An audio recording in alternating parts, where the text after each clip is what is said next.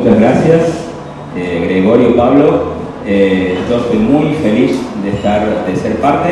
He llegado en el último encuentro, pero sé que esto tiene un gran futuro y espero poder ser parte de esto que me gusta mucho, de todo lo que fuera, todo lo que es formar y dar como elementos para poder estudiar temas que no están normalmente al alcance de todos. Hoy tenemos todo en nuestras manos con el internet. Tenemos bibliografía que realmente era muy difícil conseguir en otras épocas, pero bueno, faltan otro tipo de cosas que es la disposición intelectual para acercarse y leerlos y conocer a todos los materiales que uno puede o que tiene la amplísima posibilidad de consultar hoy a través de las redes. Bueno, lo que voy a hablar hoy, por supuesto, es un descubrimiento que hice con tantos años de dar historia. Y yo tengo formación filosófica, mucho se la debo al Colegio Montserrat. Tuve excelentes profesores de filosofía, o mejor dicho, un excelente profesor que tuve los 2 años, cuya herencia fue perenne en mí y me dispuso para continuar estudiando filosofía por mi parte, no en la facultad, yo me dediqué a historia, pero el tema lo voy a encarar hoy primero desde el punto de vista filosófico y después desde el punto de vista histórico, porque creo que es muy importante desentrañar el mecanismo que está detrás de la dialéctica marxista. La primera aclaración que quiero hacer es que no es específicamente contra los marxistas esto. Es decir, voy a ser muy duro contra el marxismo como sistema filosófico, durísimo, porque considero, diciendo el final al principio, como tesis, que es la destrucción permanente de toda la armonía que puede existir en el ámbito social humano. Pero no contra los marxistas, porque considero que la mayoría de los que hoy se dicen marxistas se quedan en lo que se llamaría en filosofía el epifenómeno, es decir, lo que está en superficie. Y no se entiende quizá la profundidad de la dialéctica materialista, porque falta formación filosófica y porque en realidad el marxismo se supo disfrazar muy bien detrás de las supuestas peleas de derechos de los trabajadores y todo ese tipo de cosas. Detrás de eso hay un mecanismo que es permanente, es filosófico, y voy a tratar de encararlo de lo filosófico y explicarlo como para el que no tenga formación filosófica, que es lo que todos los días tengo que hacer cuando lo explico esto en un secundario. En un secundario vos tenés alumnos voluntarios, tenés alumnos que le enchufan un montón de materia y te tienen que escuchar por obligación, entonces uno tiene que tener en cuenta eso, y que si por ahí uno cree que aburre a los chicos, es lógico que estén aburridos, porque más vale que secundario es obligatorio, los chicos van, no vienen a decir, uy, voy a tener la clase de historia con tal, sino que te toca. Entonces uno por ahí tiene que aprender a bajar los contenidos de esa manera. Y la otra es que, bueno, este descubrimiento lo hice un día, me fui dando cuenta y dije, esto es una tesis de filosofía. Es decir, lo que voy a plantear hoy es una tesis que el que me la quiera robar, primero que la entienda. Porque si la entienden, bueno, me corro el riesgo. Pero, y espero que un día sea normal el ámbito universitario, yo lo pueda presentar en una tesis de doctorado en filosofía, porque es un descubrimiento que hice que todavía no le he leído en ningún libro, pero sí he sacado de otros elementos que voy a empezar a decir ahora. Bueno, respecto al material que tenemos, hay un QR que está ahí a disposición para ingresar a una carpeta de Drive donde están estos 4 gráficos con los que yo no sabía si iba a haber lugar para colgarlos, pero de todos modos no se iban a ver mucho porque son a 4. Están los gráficos, los mismos gráficos en un PowerPoint y 3 artículos. Uno que desarrolla la primera parte, que les voy a tratar de explicar sucintamente, la más difícil que la parte filosófica, y otra que viene a ser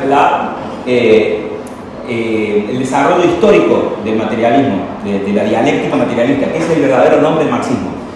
Porque el marxismo no solamente, ni debería llamarse así, porque Marx no se llamaba Marx, no sé si eso lo saben, pero Marx se cristianizó con un nombre que se puso Karl Marx, en Alemania, pero se llamaba Kiesel Mordecai. Así que, pero eso es un dato anecdótico, explica un poquito su formación. No obstante, más correcto es llamarlo dialéctica materialista, y en ese nombre está contenido toda la esencia, si es que le podemos llamar esencia, según los conceptos de la filosofía marxista que parte de la filosofía moderna. Voy a partir de ahí, por eso digo, están los artículos estos, 2 artículos y un resumen, que es el que yo suelo poner siempre en apuntes, todo como para introducir a lo que es el materialismo dialéctico en la historia, con citas de Lenin y un montón de cosas que aclaran la situación. ¿Cómo me di cuenta de esto? Dando clases y a través de 2 bibliografías que sí quiero dejar asentadas. Una es de un libro que no lo traje, pero es de Jean Housset, o Housset se escribe, que se llama Marxismo y Leninismo. Él fue el que me avivó, eso lo leí en el año 2007, recuerdo, y que fue el que me introdujo a que el verdadero Marx está acá. Este libro lo encontré hace 2 días, hace un montón de tiempo que venía buscando, siempre he tenido como es bibliografía digital al respecto, y encontré este libro de Rodolfo Mondolfo, que es un conocido socialista, marxista, filósofo de acá, ítalo-argentino, que habla de Feuerbach y Marx. Es decir, para explicar qué es Feuerbach y Marx y qué le dice Marx a Feuerbach, que ahí está el marxismo. Después él escribe El Capital y el Manifiesto Comunista, que es como la primera puesta en escena de esta dialéctica materialista. Quiero explicar un poquito lo que es el cuadro que yo hice de la filosofía moderna. La modernidad es un quiebre de la mentalidad humana. Yo antes lo veía en una época cuando era más jovencito, siempre uno le echa más la culpa al chancho que le da de comer. Entonces, es como que siempre cree uno que la Edad Media, en la cual uno cuando es formado en el pensamiento clásico griego y romano, tiende a agradarle la filosofía medieval porque rescata esa tradición. Y uno cree que la Edad Media fue atacada y la modernidad fue como todo un proceso del antropocentrismo contra el teocentrismo, pero fue un quiebre grandísimo, principalmente por el desgaste de la Edad Media. La Edad Media desgastó tanto el pensamiento cristiano y exacerbó tanto la enseñanza grecolatina que la terminó transformando en algo muerto, que es lo que corren el riesgo todas las civilizaciones. Y todas las civilizaciones, cuando tienen su etapa de decadencia, transforman las cosas más excelentes en cosas muertas. Entonces después viene la reacción contra eso, y lo bueno que tenía, a lo mejor esa cosa que estaba muerta porque le faltaba vida, pero no era mala en sí misma, se la termina rechazando de golpe. Y el movimiento antropocéntrico moderno rompió con todos los esquemas, con todo lo que oliera, para decir así, a trascendencia, a la idea de un Dios. Entonces la filosofía se parte en 2. La filosofía que se construyó en la época griega, se extendió en el Imperio Romano, murió un poco con las invasiones germánicas en el principio de la Edad Media, fue restaurada en la Edad Media. Pero por eso, con este proceso de desgaste se rompe. Acá no voy a entrar en discusión filosófica sobre Aristóteles, Platón, etc., pero sí voy a rescatar la filosofía tradicional griega como una filosofía preocupada por la verdad. Ya la modernidad no va a estar tanto preocupada por la verdad, sino por un aspecto emocional, ir en contra del mundo medieval, ir en contra de la herencia de la Iglesia por el mismo desgaste que les dije recién. Entonces, ¿qué pasó con la filosofía? La filosofía se partió en 2. Considerando la filosofía antigua al ser humano. Hago esta introducción, es un poquito pesada, pero se va a entender cuando después llegue a Marx. Considerando al ser humano una unión sustancial de cuerpo y alma, o alma y cuerpo, como así lo intuyeron los filósofos griegos, el ser humano tiene una manera de conocer. Como al tener cuerpo, no tiene otra manera de conocer que a través de los sentidos, sino a través de los sentidos.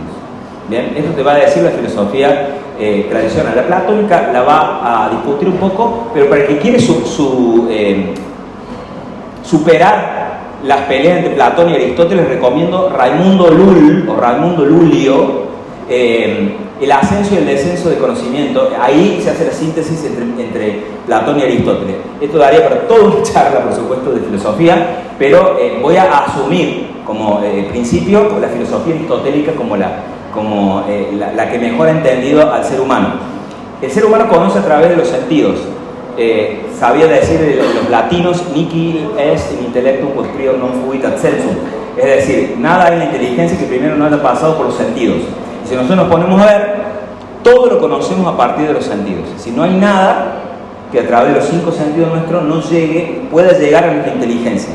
Por lo menos eso lo sostuvo Aristóteles, la filosofía moderna nos sostiene otra cosa, pero y Aristóteles te va a decir, la inteligencia lo que hace es tomar los datos que te dan los sentidos e inteligir, que significa leer dentro. Bien, intus legere, leer en latín, leer dentro de las cosas. Entonces, no se queda en el dato sensible se llaman las cosas que percibimos con los sentidos, sino que hay toda es como que la inteligencia, al recibir esos datos, lee y elabora los elementos superiores del intelecto, que son el conocimiento, el concepto. Después, a partir del concepto hace juicio, y del juicio viene el razonamiento. Todo eso te lo enseñaron antes en filosofía, ahora no se enseña más en el secundario, salvo que algún profesor tenga ganas de hacerlo. ¿Y qué tiene que ver esto con la filosofía moderna? La filosofía moderna va a quebrar esa unión sustancial del hombre en dos escuelas contrarias, dos escuelas opuestas que van a surgir a partir de la modernidad. Una, llamada racionalismo, se va a quedar con la razón humana y va a decir el hombre conoce a partir de la razón. Los sentidos no nos dan conocimiento cierto. Y el primero de ellos es Descartes, o René Descartes, Renato Descartes castellanizado. Este es el que va a decir cogito ergo sum, una famosa frase que está bastante bastardeada, porque en realidad es cogito, es pienso, pero ergo sum no significa luego existo. El verbo sum en latín es ser o estar. Así que pienso, luego soy, que tiene una trascendencia mucho mayor, porque está diciendo primero es el pensamiento, primero es la acción y después el ser. Y a partir de eso se desarrolla toda la filosofía moderna. La filosofía moderna va a poner el carro delante del caballo, va a poner primero la acción y después el ser. Y por otro lado, ya voy a volver con esto, por otro lado, la escuela filosófica opuesta, que tiene más tradición anglosajona, la empirista, va a decir no, el ser humano conoce solamente a través de los sentidos. El conocimiento que nosotros tenemos a través de los sentidos es particular. Es decir, nosotros no conocemos, cuando yo agarro esta taza, por ejemplo, no conocemos con los sentidos la noción de taza, sino que conocemos esta taza. Bien, entonces el empirista te va a decir, lo único que conocemos son datos sensibles y particulares. Los conceptos son puras voces, puras expresiones vocales, no existen en la realidad. Bien, y cuando hablamos de realidad no hablamos de materia, hablamos de la realidad. Es decir, una entidad inmaterial puede ser tan real como una materia. Bien, pero a lo que va, el empirismo va a transformar al ser humano en un conocedor de cosas particulares. Va a negar incluso el conocimiento abstracto. Nosotros, a través del conocimiento particular que nos dan las cosas sensibles, llegamos a lo universal a través del paso de la inteligencia. Bien, entonces, uno va a decir, no, el hombre conoce lo universal directamente, no conoce las cosas particulares, no nos dan un conocimiento cierto, conoce directamente lo universal. Y otro va a decir, no, nosotros conocemos solamente lo particular. Van a separar sentidos e inteligencia y los van a pelear entre sí. Y eso va a ser algo muy frecuente en la modernidad. El hacer luchar cosas que deben ir juntas, que deben ser armónicas, hacerlas pelear entre sí. Ahí es donde yo me di cuenta que Marx viene a hacer la síntesis entre esas dos escuelas, pero al modo de Hegel. Y acá tengo que volver a hacer otro paréntesis y llegar a Hegel a través de Descartes, para explicar cómo entiende la realidad Hegel. Y si quieren entenderlo, léanse la fenomenología del espíritu, es dificilísimo de leer porque requiere mucha formación filosófica y mucho entender a los alemanes, que siempre son complicados. Pero voy a tratar de llegar a Hegel, porque yo después me di cuenta que esta pelea entre intelecto y sentidos es un enfrentamiento dialéctico. Es decir, que después incluyó Hegel en su concepción filosófica. Y ahí es donde va a venir Marx y va a usar este mecanismo destructivo que enfrenta cosas que deberían estar unidas y lo va a bajar al mundo material, lo va a bajar al mundo histórico. Bien, y ahí está el verdadero marxismo, ese marxismo que él le discute a Feuerbach cuando dice somos materialistas, sí, pero vos entendés la materia como una cosa que es. Y en realidad todo es acción. Quiero llegar a eso. Me voy a centrar en la escuela, insisto, yo lo que sostengo es lo siguiente. En la modernidad se parte en dos, la filosofía se parte en dos al ser humano. Unos dicen el hombre conoce solamente a través de la razón, no a través de los sentidos. Descartes, Kant y Hegel. En Hegel se perfecciona eso. Y los otros dicen no. El hombre no conoce, la inteligencia es una creación, una construcción social. No hay inteligencia en el ser humano, no existen las entidades inteligibles. Estas son palabras complicadas de la filosofía. A la filosofía le gusta tener palabras complicadas. Sino que son puras vocablos, porque lo único que nosotros conocemos son las cosas particulares. Es más, el hombre conoce cuando percibe, y si no percibe, las cosas no existen. Los dos meten la realidad en la cabeza humana. Uno en la inteligencia y otro en la parte del cerebro sensible, que percibe las cosas sensibles. Uno te va a decir, cuando salís de esta habitación, si no percibís la habitación no existe. El que haya visto Los Simpsons alguna vez, ha visto el episodio en el cual Lisa le dice a Bart, ¿qué ruido hace un árbol cayendo en medio del bosque solo? Y Bart le hace el ruido de un árbol cayendo y Lisa le dice, no puede hacer ruido porque no hay nadie que lo escuche. Es decir, el ruido no existe en sí mismo, sino que existe en tanto y en cuanto es percibido por un oído humano. ¿Bien?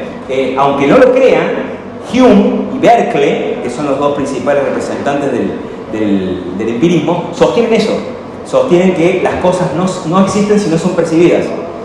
Y por otro lado, el racionalismo sostiene que todo lo que nosotros vemos, incluso lo que percibimos sensiblemente, es construcción de la inteligencia. No podemos conocer nunca lo que está del otro lado porque los sentidos no nos dan un conocimiento confiable.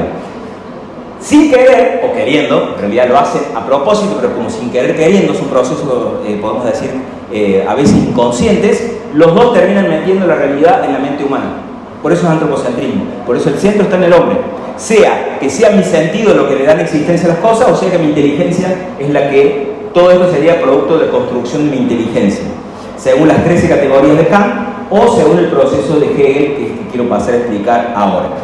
Después de Descartes y de Kant, Descartes va a decir, ¿cómo conoce el hombre entonces? Y bueno, van a tener que suponer que el hombre ya nace con ideas previas.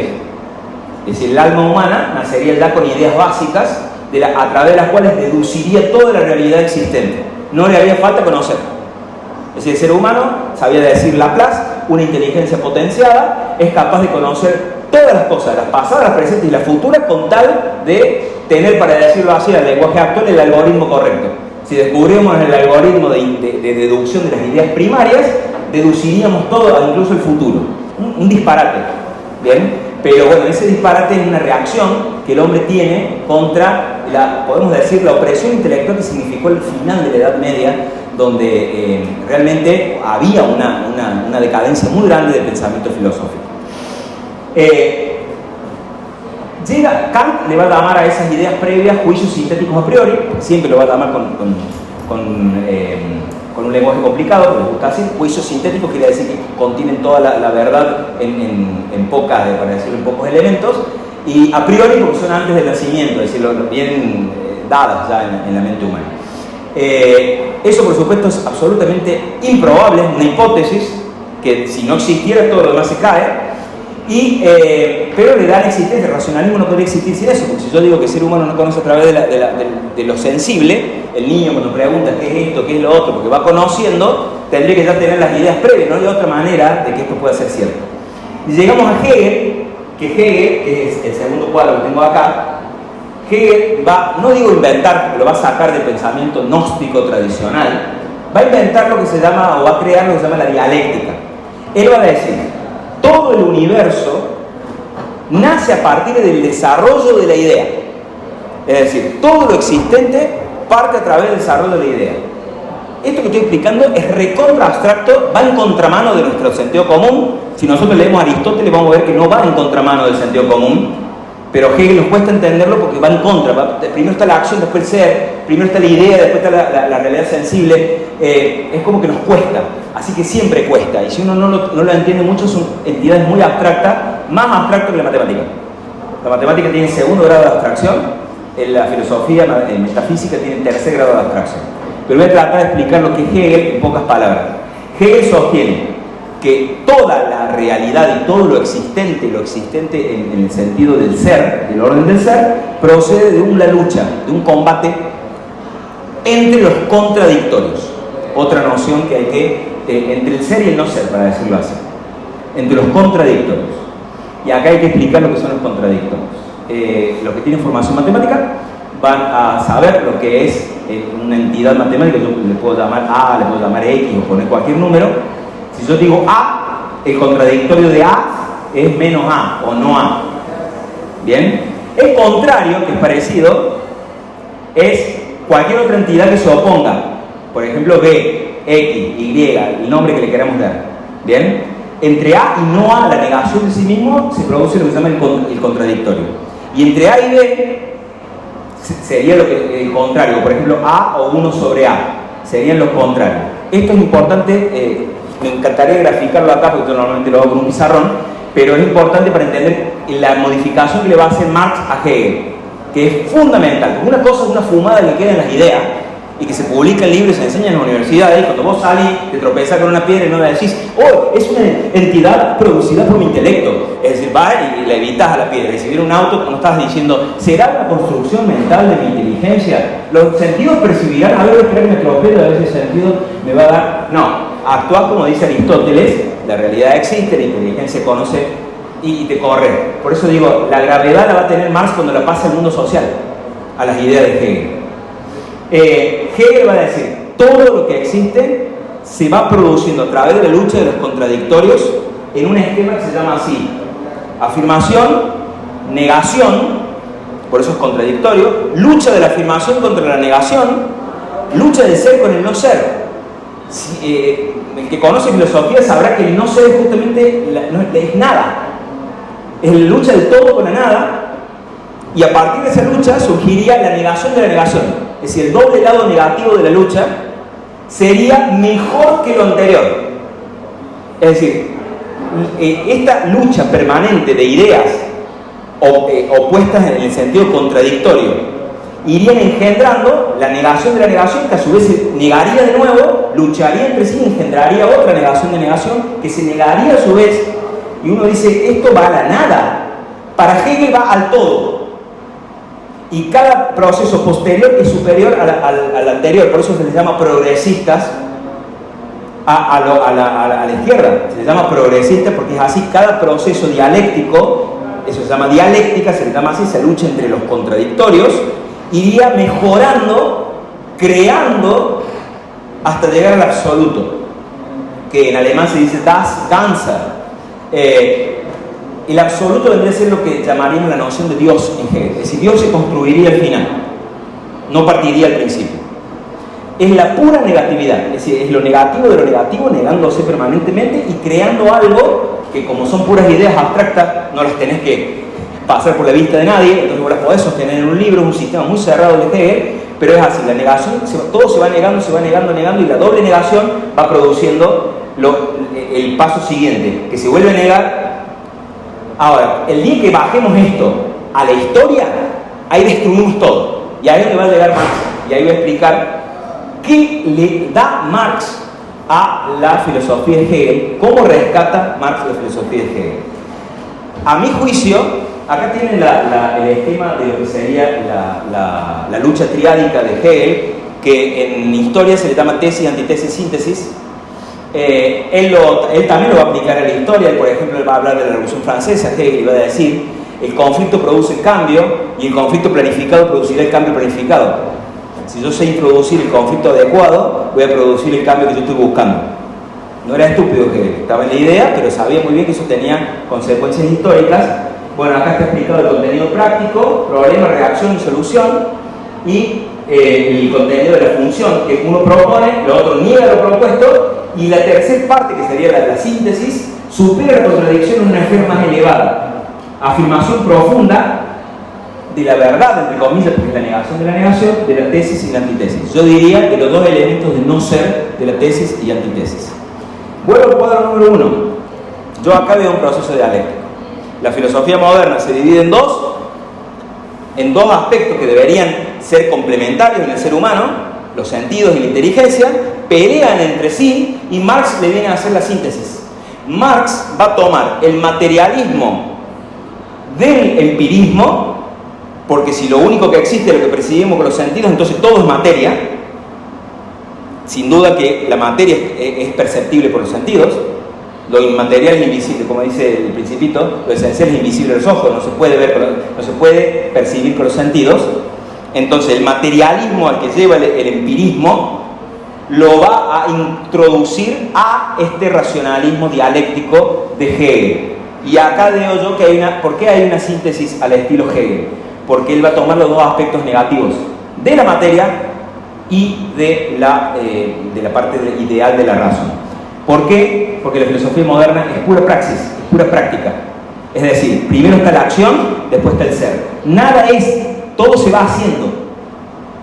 Cuando vayamos a la facultad y nos digan la sexualidad es construcción social, o los elementos que nosotros consideramos naturales o dados por la naturaleza son construcción social, estamos hablando de esto. Estamos hablando de que primero está la acción, después está el ser. El ser se significa por la acción. Por lo tanto, nunca el ser es permanente, es cambio constante. Todo cambia, no hay nada permanente, nada fijo. Y eso es lo que le va a criticar a Feuerbach y que le van a decir, vos sos un materialista de cartón, porque estás diciendo que la materia es. No, la materia no es, todo cambia. Es decir, es un cambio permanente, donde todo permanentemente se significa a partir de la acción. El conflicto está primero, el ser está después. Bien, entonces lo que importa es la lucha, lo que importa es poner en conflicto todas las cosas.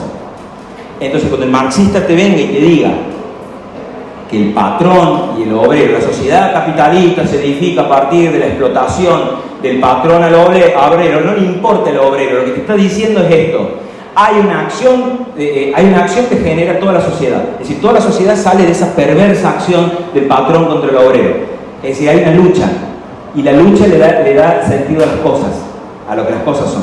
Pero todavía no he llegado a las modificaciones que hizo Marx respecto de Hegel. Bien, quedamos ahí en que esta es mi tesis filosófica, de que yo vi un proceso dialéctico en la propia filosofía moderna y cómo Marx, que viene a hacer la síntesis de todo esto, camino a la nada. Si seguimos embromando con la formación marxista, porque esta está en los programas de educación, está en la lengua es praxis, es acción, comunicación le llaman. Es decir, hoy la comunicación determina a la lengua y antiguamente se entendía que la lengua es la expresión de una realidad existente. Es decir, yo la expreso con mi inteligencia a partir de conceptos a los cuales les doy un sonido de algo que existe. No, te va a decir, es pura comunicación, es pura acción. El lenguaje es acción. Vos estudias comunicación social, es así, se estudia así con gente de la escuela de Frankfurt, como por ejemplo Jürgen Habermas, que sostienen eso, todo es acción. Si entendemos este mecanismo marxista, son marxistas.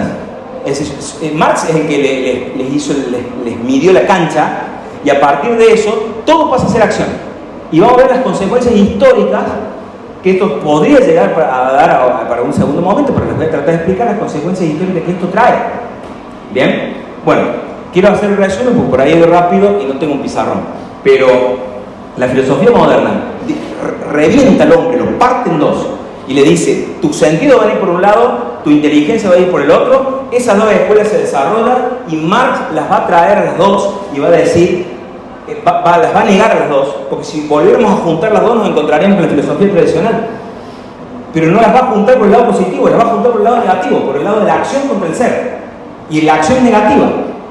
Bien, esto es muy abstracto y no pretendo acabarlo ahora intelectualmente, pero es así, digamos, porque así lo explica Hegel. Y por eso con Marx no volvemos a Aristóteles, al hombre unido, con sus sentidos unidos a la inteligencia. Acá vamos a venir a la acción contra el ser. Es decir, la acción pura nos devolvió la nada contra la nada. Nos reunió las dos partes de nada, las dos partes de no ser. Bueno, esta es la parte abstracta en la cual yo quiero parar. Si no se entendió, bueno, tarda mucho tiempo en formación filosófica para ir a entender Hegel, sobre todo, que es más difícil de todos los autores. Y acá voy a pasar a lo que es el tercero de los cuadros, que es ¿qué cambios le va a hacer Marx?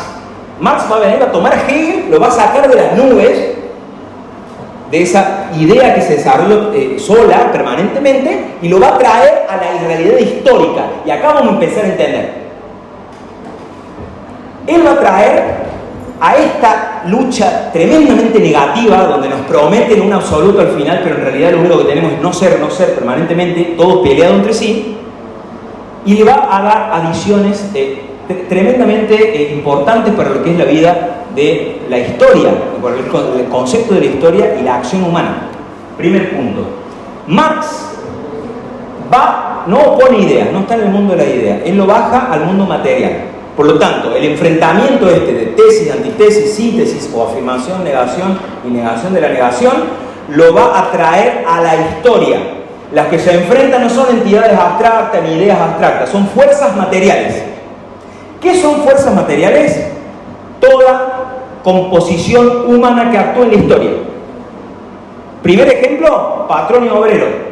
Pero patrón y obrero no es el marxismo clásico, como yo lo he oído en muchos autores, que dicen, el marxismo clásico es el enfrentamiento por la mejora de los obreros. No te estás dando cuenta que te está introduciendo un mecanismo destructivo en un caso. El del patrón y obrero fue el primer ensayo para decir, vamos a poner en práctica el primer enfrentamiento entre fuerzas materiales y vamos a reventar toda la producción humana. Porque con eso vos pones al obrero contra el patrón y destruís toda la producción humana. Porque así como los sentidos y la inteligencia tienen que estar juntos en el ser humano para que el ser humano tenga un equilibrio mental, así también el patrón y el obrero tienen que andar juntos en el proceso productivo. Porque si están peleados, se destruye todo el proceso productivo. Y ahí vamos a ver que donde se mete el marxismo a dividir y hacer pelear cosas que deberían estar unidas y complementarias, tenemos un efecto destructivo abuso. Insisto, el marxismo no es la lucha entre patrón y los obreros, es un epifenómeno, un ejemplo de este mecanismo dialéctico materialista, por eso se llama así, materialismo dialéctico. Materialismo porque se baja a las fuerzas materiales actuantes en la sociedad humana, y dialéctico porque trae el método de Hegel. Bien, por eso nunca hay que olvidarse de que el marxismo se llama así, materialismo dialéctico, y en eso está su definición. Ahora, Marx no va a enfrentar entidades abstractas. Las entidades abstractas se pueden negar. Las fuerzas materiales humanas no se pueden negar. Por lo tanto, no son contradictorios lo que va a enfrentar Marx. Son contrarios. Ahora, si esos contrarios son justamente aquellos que deben funcionar armónicamente, lo que estoy haciendo, estoy reventando toda fuerza material humana actuante en la historia. Por eso, si lo entendemos a partir de los patrones obreros como un ejemplo, mañana son varones y mujeres, profesor y alumno, que son los ejemplos que yo puse, pero se puede aplicar con razas, con partidos políticos, con cualquiera. ¿Cómo les va a enfrentar Marx? ¿Cómo va a aplicar este método? Las fuerzas materiales, acá les explico primero, que Marx no opone ideas ni entidades abstractas, sino fuerzas materiales, primer punto. Bien, segundo punto. Estas fuerzas materiales son todas las organizaciones humanas que operan en la historia. Es muy amplio el marxismo en ese punto. Por eso no es que el marxismo agota la lucha entre los obreros y patrones y se dedica a la lucha del varón contra la mujer. No. El marxismo es un permanente enfrentamiento entre cosas contrarias. Y no importa cuáles sean. Hoy será el obrero, mañana el otro, pasado va a ser otro. Además está en cambio permanente, así que nunca es lo mismo. Tercero, como las fuerzas materiales existentes en la sociedad humana no pueden ser contradictorias, sino contrarias, patrón obrero, varón o mujer, blancos, negros, religiosos, ateos, maestros, alumnos, etc. El marxismo propone la lucha de los contrarios. ¿Bien? Marx no opone A y menos A, la idea del... No, porque eso queda para los intelectuales de la universidad que se sentaban a escuchar a Hegel. Marx va a oponer fuerzas materiales existentes en la historia. Los contrarios, hay un problema, los contrarios, por el hecho de no ser iguales, serían males en sí mismos. Acá donde va a poner el elemento destructivo.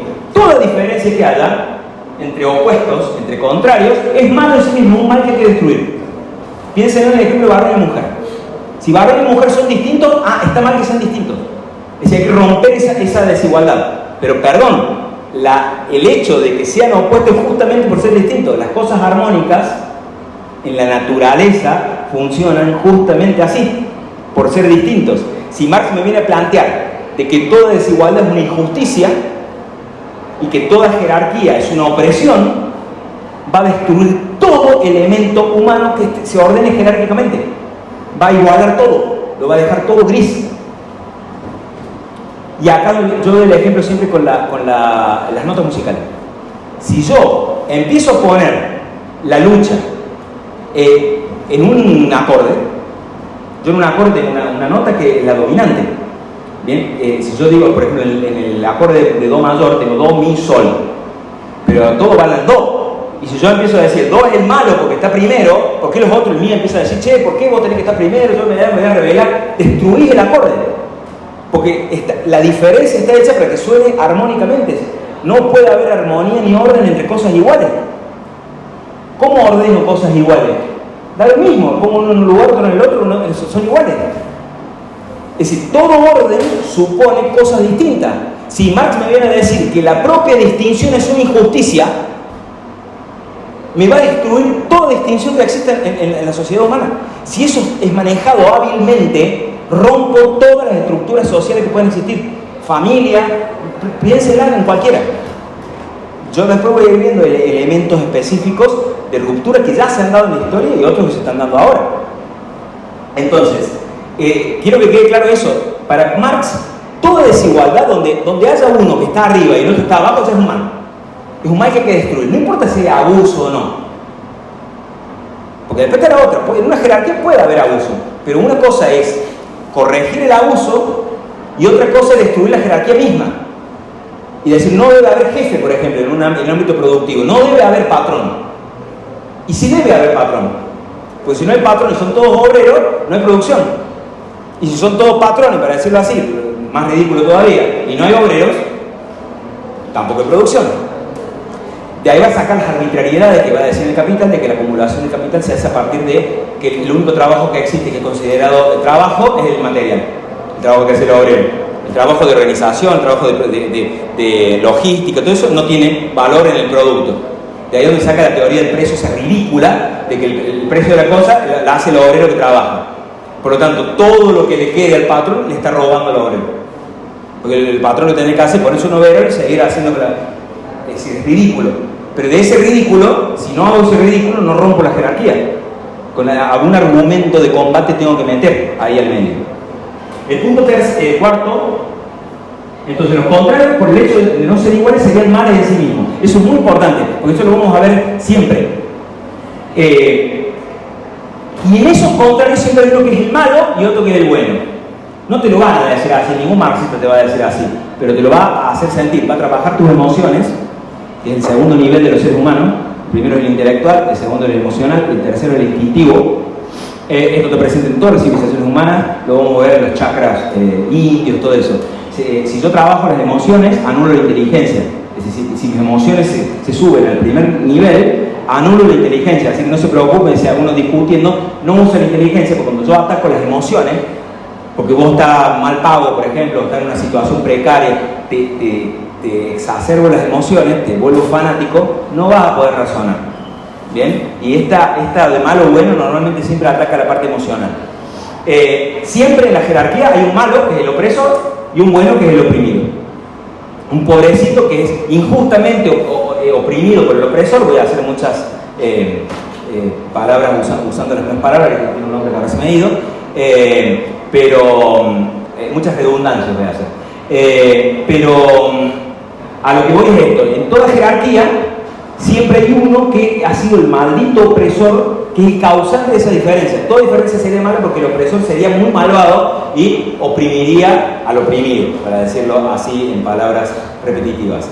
Entonces, ahí ya le vamos empezando a ver todas estas cuestiones como el feminismo radical o la misma lucha obrera. La lucha obrera la tenemos hace 150 años metida en nuestra cabeza, inculcada a través del sistema educativo, y la verdad es muy difícil salir de ideas como esas. Cuando nosotros nos dicen el obrero, siempre nos imaginamos pobre obrero, y cada vez que nos dicen el capitalista, nos imaginamos al señor Burns ahí perverso, como disfrutando de ver cómo revienta a los obreros, y eso nos han metido desde hace, insisto, 150 años, 100 años que se vienen enseñando en todas las universidades del mundo, y es muy difícil sacar ese lastre. Es muy difícil que un intelectualmente se saque ese peso, porque siempre consideramos las cosas así, y nunca nos olvidamos que por ahí un empresario puede ser un tipo que tiene un kiosco, bien, y un obrero puede ser un tipo que se aprovecha y está todo el día sin hacer nada y quiere cobrar, o un ñoqui o lo que sea. Es decir, no existe ese de bueno y malo tan fácil en la sociedad humana. Pero si yo lo sé manejar hábilmente, puedo introducir el conflicto donde me conviene para romper, como decía Hegel. Si yo quiero el cambio planificado, tengo que producir el conflicto planificado. Entonces, siempre el malo, que es el opresor, el varón, el patrón, el blanco, siempre es el malo y el bueno. Y toda la sociedad humana, todas las organizaciones humanas serían una consecuencia de esta opresión. La religión, ¿qué sería? No es que exista un Dios y que ese Dios de alguna manera se comunicara con el hombre, ¿verdad? O el hombre sostenga. No existiría un perverso opresor que estaría diciéndole al oprimido: pórtate bien, acepta la esclavitud y te irás al cielo. Y así inventamos la religión. Una manera muy simplificada, que así se da en la facultad. Si uno va a la facultad y ve la historia de las religiones, siempre te las plantean así, infantilmente. Se olvidan de toda la tradición humana, religiosa, etc., y la simplifican a eso. Y como te trabaja bien las emociones, el odio, el resentimiento, y lógico que esa simplificación te viene como anillo al dedo. Entonces, la lucha, ¿en qué consistiría la lucha? En hacerle al oprimido ser consciente de que esa desigualdad que existe es injusta y que debe rebelarse y que debe destruir al opresor, y que todo lo que él cree que son instituciones, familia, por ejemplo, la organización política, la filosofía del conocimiento, la religión, todo sería una perversa creación de esta relación de opresión. Vos cuando le preguntás al marxista de dónde sale la acumulación primitiva, van a empezar a leer todos esos libros. Yo me acuerdo que los leí en antropología, Malinowski, ahora me estoy acordando de otro que habla de la acumulación de graneros capitales, de mujeres. Siempre te van a hablar de un pasado remoto que nunca existió en la historia. Porque, ¿quién inventó la propiedad? ¿Quién fue? A ver, decime el momento histórico en el cual se creó la propiedad. Que el Homo sapiens que salió del mono, que perdió el pelo. Te van a saltar con una mitología, una construcción mitológica original, en la cual te tienen que explicar cosas que ya están dadas en la sociedad y que es mucho más sencillo decir que son naturales, que pertenecen a la naturaleza de las cosas, porque incluso las vemos en los animales.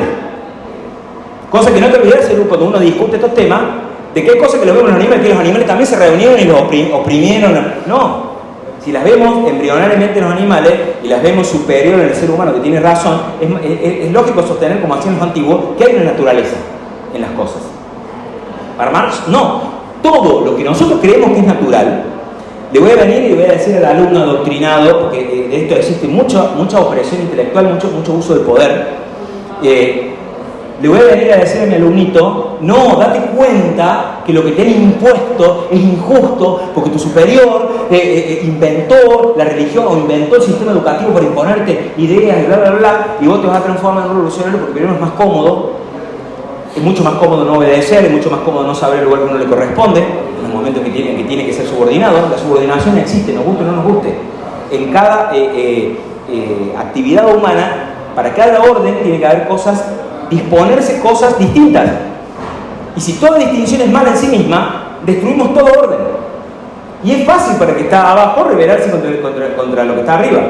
Más aún, si hay una situación injusta real, mejor, como pasó en las épocas de las huelgas, las grandes huelgas, donde siempre han aprovechado el momento para mejor que haya una situación así. Y mejor que no se resuelva, porque si se resuelve definitivamente nos causa un problema porque se acabó el argumento de lucha.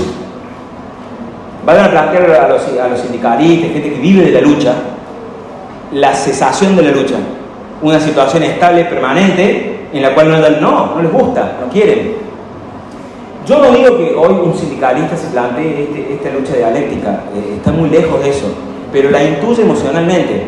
Es decir, está actuando como Marx le gusta que actúe. Está llevando la lucha para destruir todo. Y sin darse cuenta, por una pavada, está destruyendo cosas mucho más importantes. El otro punto, entonces, la lucha consiste en la toma de conciencia de que el oprimido es injustamente sometido por el opresor y en la destrucción de esa diferencia. Por lo tanto, alcanza un carácter moral. Y acá es donde va a las emociones, al resentimiento y un montón de cosas, donde yo, por ejemplo, ahora me siento en el siglo XXI reivindicador de los derechos de la mujer o del obrero, como fue en el siglo XX. Yo voy a hacer justicia por los obreros oprimidos. A lo mejor me he metido en una mitología que ni sabes si es cierta. ¿Bien? Y yo me siento el que voy a hacer justicia reventando todo. Y le termino haciendo pagar a la generación de hoy, que no tiene nada que ver con la anterior. En Sudáfrica, hasta el día de hoy, le hacen pagar a los blancos el apartheid. Se lo hace pagar al blanco, es decir, los blancos de hoy no son los que hicieron el apartheid, esos son los abuelos, los padres, los abuelos. No tienen por qué estar pagando una situación que ellos no crearon. Bien, el obrero de hoy no tiene, el patrón de hoy no tiene por qué, por el hecho de ser patrón, estar pagando por las fábricas que supuestamente en el siglo XVIII, nadie niega que esas cosas hayan existido, porque mejor si existe una situación de desigualdad, mejor si hay un acto de violencia. Bien, mejor si esa jerarquía está deformada, porque voy a tener un argumento mucho mayor para producir el conflicto que estoy buscando. ¿Es perverso el marxismo? Sí, no lo puedo decir de todos los marxistas, pero esto es recontra perverso, es decir, no hay nada más perverso que esto, porque va a la nada, va a la destrucción de toda organización social humana. Si esto sigue, no va a haber organización, y ahí es donde va a venir el Estado, el superestado. ¿Qué vendría a ser el Estado para el marxista? El Estado el moderno, ¿no? El Leviatán, esta entidad opresora, ¿no? No el Estado romano o el Estado de los Estados antiguos. ¿Qué vendría a ser el Estado? El actor de justicia que viene a sacar a los ricos para darle a los pobres. El autor de la justicia social. Es decir, está tan lejos eso de la realidad argentina, pero hay gente que vive con esa fantasmagoría en la cabeza. Es decir, cree que el Estado viene, me lo dijo el otro día un amigo marxista mío, que es escritor, me dice, el Estado es que evita que el señor Burns te oprima. Es decir, realmente ha asumido esto con un carácter emocional, que es muy difícil sacarlo intelectualmente. Hay que barrer mucho. Entonces, dado cuenta, toda la sociedad, y yo voy más allá, toda la creación está hecha a partir de opuestos. Si nos ponemos a ver bien, el caso más claro es el de varón y mujer en el ser humano, está hecho todo a partir de opuestos. Sabía decir Santo Tomás de Aquino, que fue un filósofo medieval, quizás el que más rescató la tradición filosófica aristotélica, decía que todas las perfecciones de Dios no pueden estar en una criatura. Si lo queremos ver desde el punto de vista platónico, podemos decir que no todas las perfecciones del ser, como es de la entidad pura, pueden estar en las criaturas. Entonces es necesaria la diferencia para eso, para que todas se distribuyan entre la cantidad de criaturas, digamos. Todas las perfecciones no pueden estar en un solo ser porque es imperfecto, por lo tanto deben estar repartidas, y al estar repartidas deben aunarse entre sí para lograr algo superior. Esa es toda la filosofía social medieval y antigua, que si se supiera aplicar bien, las sociedades serían mucho más organizadas de lo que estamos ahora, ¿no? Porque ahora está todo en rebelión, está todo con este esquema. Este esquema se mete en todo, ya le digo, hasta la lengua. Vos ves en la lengua es praxis, la lengua es acción. Comunicador, receptor, la lucha entre... Siempre hay un proceso dialéctico, lo vamos a ver en todos lados. El que entiende esto empieza a ver los procesos dialécticos metidos en toda la sociedad, y te va a dar cuenta que siempre hay autores de escuelas como la Escuela de Frankfurt, que es una de las más difundidas en el ámbito de las ciencias sociales, que son tremendamente marxistas. Ay, pero no proponen que el obrero se rebele contra el patrón. No, es este mecanismo aplicado a otras cosas, la cultura, lo que sea. Yo conozco el marxismo cultural. No, es el marxismo. Es decir, es el materialismo dialéctico aplicado a cualquier fuerza material, funciona siempre igual. Vamos a ver siempre las mismas mañas. Siempre una situación de opresión, una situación histórica de opresión que hay que solucionar, que hay que reivindicar a un pobrecito explotado o oprimido, y que siempre vamos a ver que esas diferencias son buenas para la sociedad que existan, en su debido orden, por supuesto. La desproporción no es buena. Entonces, y como toda la sociedad y toda la creación está compuesta de opuestos que se ordenan armónicamente, el marxismo es el disolvente de todos los elementos humanos que componen la civilización. Es decir, yo con esto puedo fundamentar la destructividad del marxismo. No porque me pongan una bomba a una organización marxista, porque bomba puede poner cualquiera. Es porque intrínsecamente en la propia dialéctica marxista está metida la destrucción social de todo. Sí, y es permanente. Trotsky sostenía la revolución permanente, en cambio Stalin no. Te comiste el verso. Uno cumple una función y el otro cumple otra. La revolución siempre es permanente. ¿No leíste Marx? Entonces, lee las cartas con Feuerbach y ahí te vas a dar cuenta que la praxis es permanente, no se detiene nunca. Nunca llegamos a una sociedad ideal. Siempre hay una zanahoria adelante por la cual vos vas corriendo y vas destruyendo todo tu paso para llegar a algo que no se llega. Así como el absoluto de Hegel no vas a llegar más a través de la negación, no vas a llegar a la sociedad ideal con el marxismo, va a destruir todo tejido social, todo tejido humano. Las sociedades comunistas transformaron eso en el ser humano, el hombre gris, es decir, un hombre de la nada. Es la nada, es un ser que opera, un ser que produce. No tiene nada. Su religión es un invento de la clase dominante. La política también, el conocimiento también, la filosofía también, que queda reducido a nada. Queda en el estado de muerte social, de muerte humana, de muerte personal. Y bueno, y después lo último es que, puesto que la síntesis supone los dos aspectos negativos, no hay reconstrucción posible, lo que estaba explicando ahora en el esquema marxista, sino solamente una igualación por lo más bajo. Siempre por el lado negativo. Siempre va a quedar lo peor de cada cosa. Yo sabía ver los jueguitos políticos de Argentina, perdón por esta visión pesimista, si Argentina se reconstruye de acá en adelante es otro tema, pero yo siempre veía, por ejemplo, acá en Argentina existió, en la parte histórica, una gran dialéctica que se introdujo. Voy a dar el ejemplo ese. Acá la dialéctica la hizo, y yo sé que el ambiente acá puede llegar a ser hostil a esta idea, pero es cierto, la hizo el antiperonismo. Perón había fracasado con su modelo. Es decir, el peronismo hubiera sido como Vargas, que se terminó suicidando en Brasil. Fue un movimiento que existió, nacionalista, acotado en el tiempo, se agotó y desapareció. Y hoy no tenés varguistas que anden todavía proponiendo partidos políticos en Brasil, para nada, murió. Acá no lo dejaron morir, porque cuando se murió solo, primero lo sacaron violentamente y segundo, crearon barbaridades como el decreto 4161/56 de la época de Aramburu, donde no podías ni decir la palabra Perón. Y ahí es donde se hacen visibles las palabras de Arturo Frondizi. Arturo Frondizi dijo una frase una vez, que estoy tratando de encontrar la cita, pero sé que lo dijo, pero no me acuerdo cuando lo leí. Dijo: denme 2 años e instauro el comunismo en Argentina. Y estaban todos esperando ver las banderas rojas, y en realidad lo que él instauró fue la dialéctica, el enfrentamiento, tesis y antitesis. Tener un bando aliado con Estados Unidos y el otro metió la Guerra Fría en la Argentina. Ayudó. Primero fueron los militares del golpe 55, que por la exacerbada persecución al peronismo generó que los otros se sintieran los oprimidos, y la izquierda dijo: acá está, vengan con nosotros les vamos a enseñar cómo es esto de pelear contra el opresor. Aparte, otra cosa, que se había muerto acá, el comunismo se había muerto en Argentina, porque Perón lo destruyó, le quitó bien o mal, no importa si lo hizo otra vez, robándole plata a los otros, no estoy hablando de ese tema, pero el peronismo le destruyó el argumento marxista del obrero explotado. ¿Qué van a decir? ¿Por qué van a pelear? El obrero hacía asado todos los viernes. ¿Qué va a pelear? ¿Por qué? ¿Por qué opresión? O sea, anda a decir al obrero que en realidad la jerarquía entre obrero y patrón es mala en sí misma.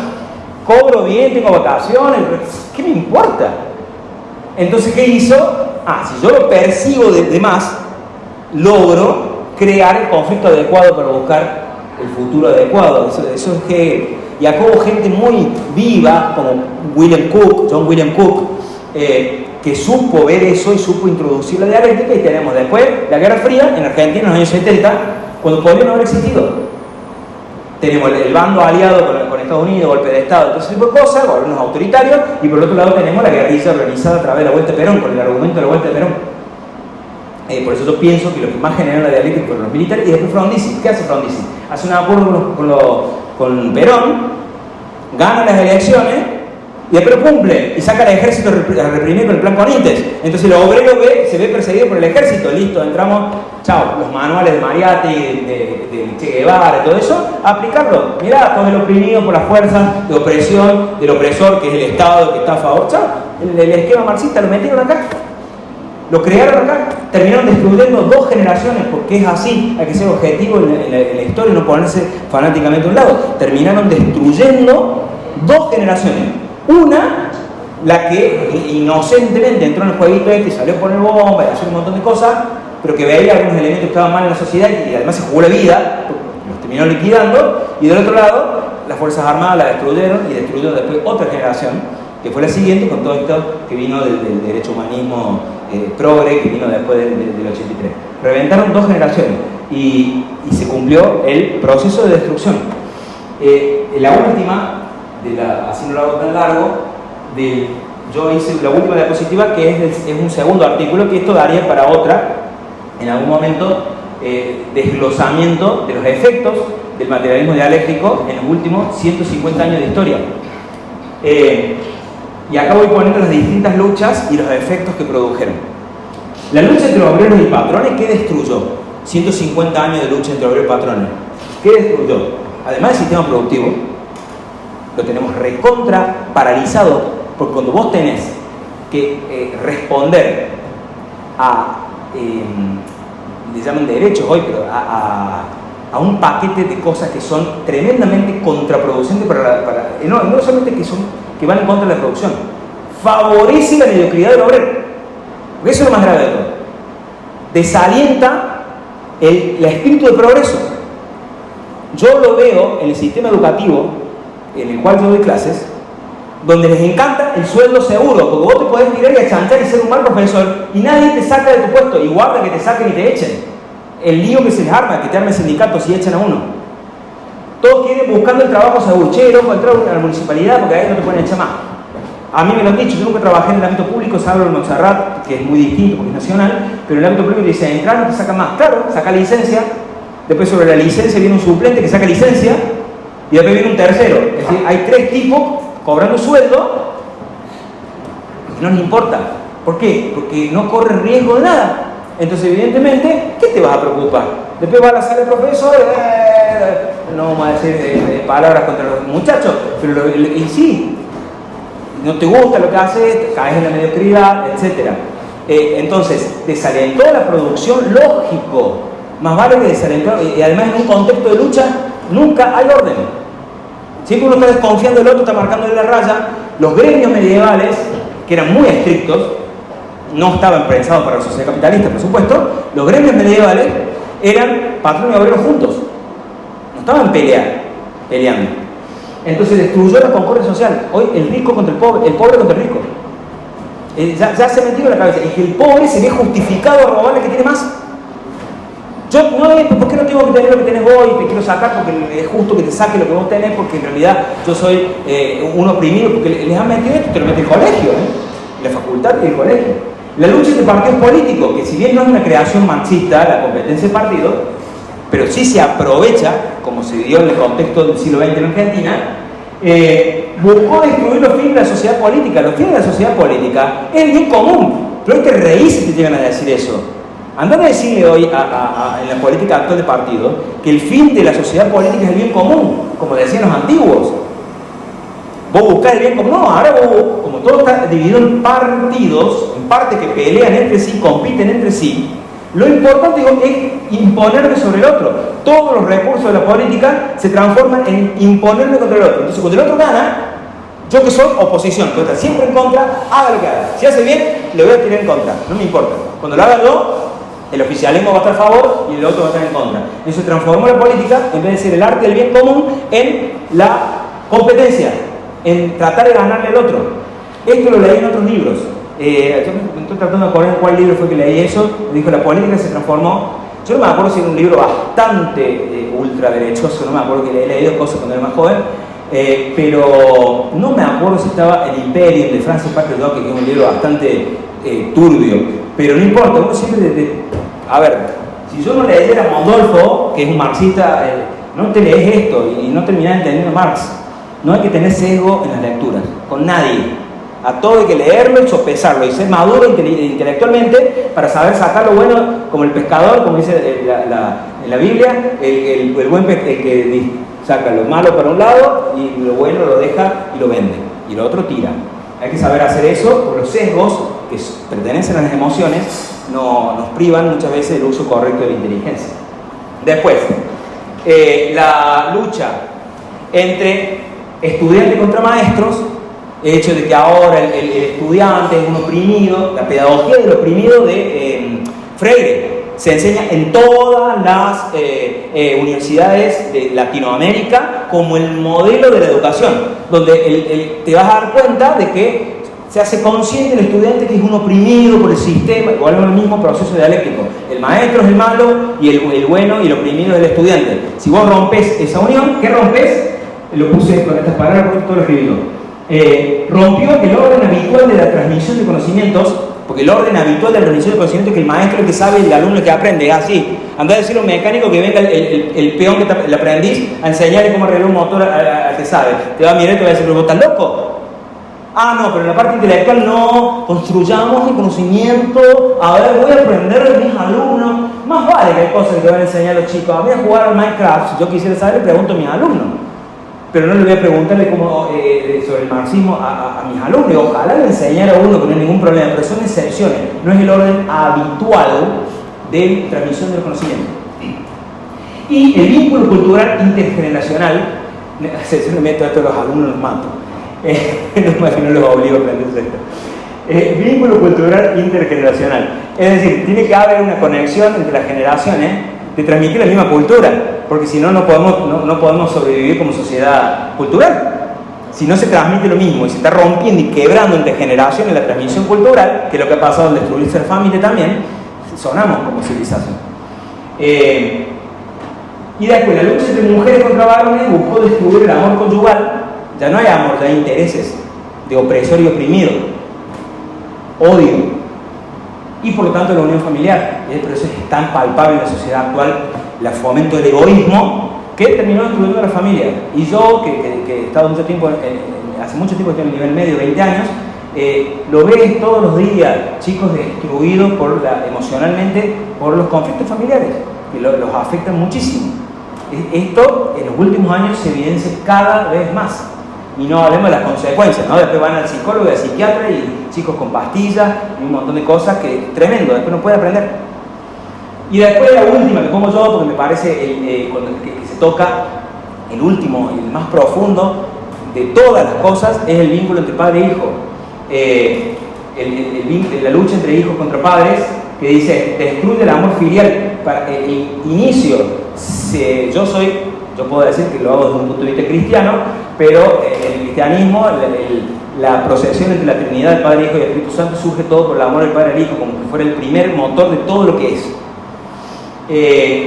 Y yo creo que ya el meter la lucha del hijo contra el padre, o de generar un proceso dialéctico en la parte familiar, de que los hijos rompan generacionalmente con sus padres.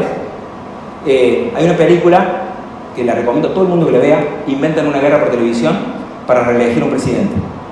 Se llama Walk the Dog.